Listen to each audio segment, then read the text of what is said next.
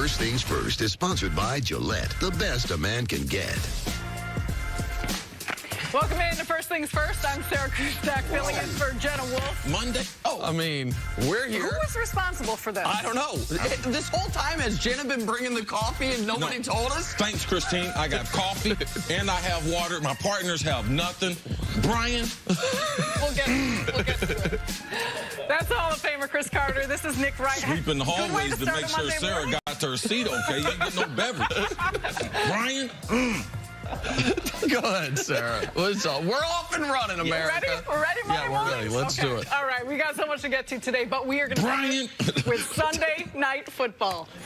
Two great quarterbacks facing off. Of course, Aaron Rodgers taking on Tom Brady in Foxborough. And the game was tied at 17 in the fourth when Aaron Jones fumbles. This would prove to be costly. And later in the fourth, Julian Edelman, look at that, finds James White on the double pass.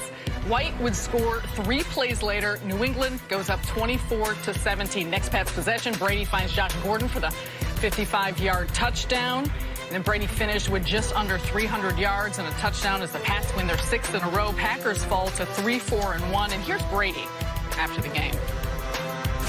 We made some plays in the fourth quarter when we needed to. And anytime you beat a good football team, it feels good. So 7-2 is it's a long ways from 1-2 where we were. We strung together a lot of wins playing good football, and we got to keep it going. We're not hitting on all cylinders. We're hurting ourselves with negative yardage plays and missed throws and turnovers at the wrong time and not being on the same page too many times. Whether I'm missing a throw or we're not in the spot I think we're going to be at, it's happening in the worst times. When we have to play our best in those crunch times, we haven't been playing our best.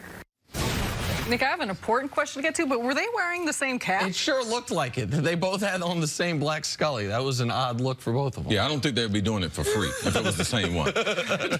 All right, what was the key to the Patriots beating the Packers without also Gronk and Sony Michel? Last night it was coaching. Last night it was Bill Belichick and the Patriots coaching staff. For so long, we've had a Brady versus Belichick. Who's more important? Who's the real star of this dynasty? And they're really inextricably tied. Yesterday and all week leading up to the game, we had a Rodgers versus Brady discussion. Last night, what we saw was Bill Belichick. I don't have Gronk. I don't have Sony Michel. Well, good thing I've worked in some package with Cordarrelle Patterson a week early. I'm going to use that more. Trick plays. We said be ready for a trick play. They pulled out a couple of them. The flea flicker, the double pass. How about the fact that on the opening drive, they must have seen something on film. See, I was watching it, wanting to talk to you about it. They saw something on film that said, on this opening drive, we can take advantage of something the Packers want to do or can't do by playing at the fastest pace I've ever seen New England play. They saw throughout the game the defensive ends must have been crashing in because all of a sudden, late in the game, Julian Edelman end arounds become a part of the rushing attack. Like, you saw the Pats scheme their way to a win where through 3 quarters, Brady wasn't super sharp. Through 3 quarters, this wasn't the Tom Brady proving he's the GOAT versus Aaron Rodgers. It was the Patriots finding a way to hang in the game until their opponent makes a critical error, as is so often the case. In this game, it was a fumble by the Green Bay Packers running back. And Bill Belichick understanding what his guys do, how to get the most out of them, and understanding what the other team can't do. And Bill Belichick believes in himself. That's why you go out and you trade a 5th rounder for a troubled Josh Gordon. What does Josh give you? He's been there like 5 weeks now. Yeah.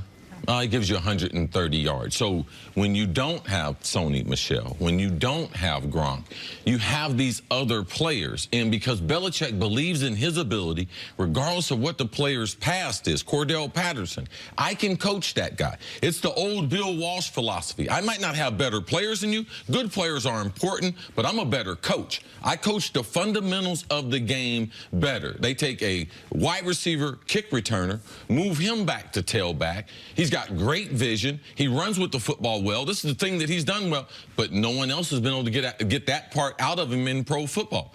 Josh Gordon. Josh always talked about how he loved Cleveland. Cleveland bent over backwards. Man, they did everything to try to get Josh Gordon. He had a bad Saturday, showed up late.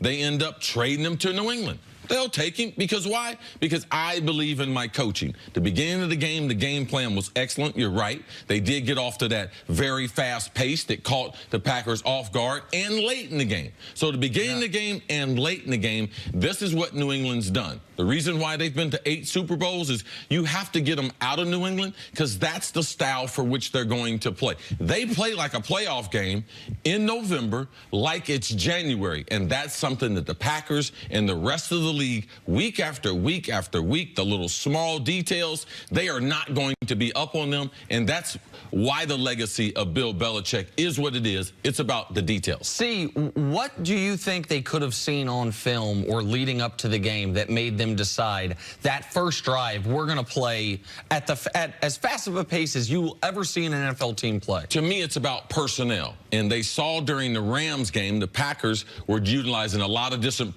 personnel to try to stop Todd Gurley. It was nickel, it was dime. When they had 2 linebackers in, it was pretty much a run-dominant defense. Belichick decided, I got the personnel on the field, which is an undersized lineup. So now I'm going to make them keep that same lineup on the field. I'm going to dictate to them, forget about the pace, who they're going to have on the field. And that's what they did, caught them off guard there. And that was just enough to be able to get the game going because they had a hard time scoring after that. So they've won 6 straight. Yeah. What, after 9 games, how would you characterize this Patriots team this season? This is what's so amazing about the 6-game winning streak. In the 6-game winning streak, most points in the league, most rush touchdowns in the league, 14th ranked passer in the league, Tom Brady. They haven't done it because Brady's been unbelievable. They've done it because they have invented a running game with Sony Michel and then into Cordarrelle Patterson. They've done it because of teams' fear. This is something you've taught me. Their fear of Tom Brady puts them in pass-heavy, pass-dominant defenses to where they can take advantage of the running game,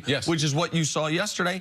And they did it because, take the Bears game. Okay, we're not playing great. How about we score a couple special teams touchdowns? Last night's game, Rodgers with the ball with the chance to score. His running back, Aaron Jones, makes a mistake.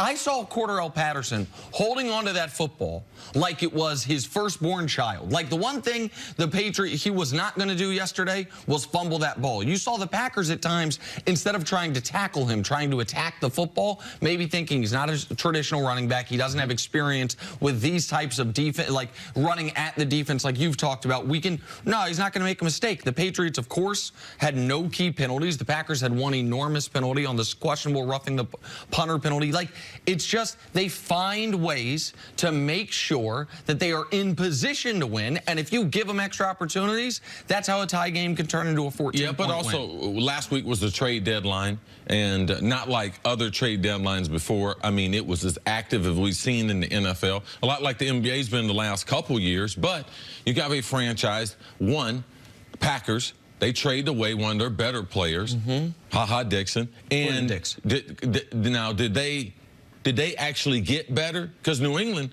regardless, off-season free agency, before the draft, also after when they lost their offensive tackle, Nate Solder, man, they've been able to go out and acquire players under the radar and just coach them up, and those guys are making significant contributions. Those are the big differences I see between these franchises. The Patriots traded away a 5th-round pick and added a guy yesterday who had the game-sealing touchdown.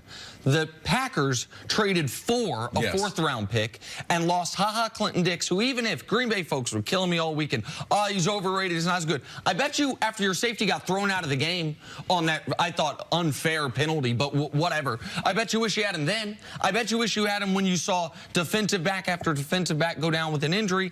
And the other thing that happened yesterday was an interesting little microcosm of the Brady-Rodgers debate.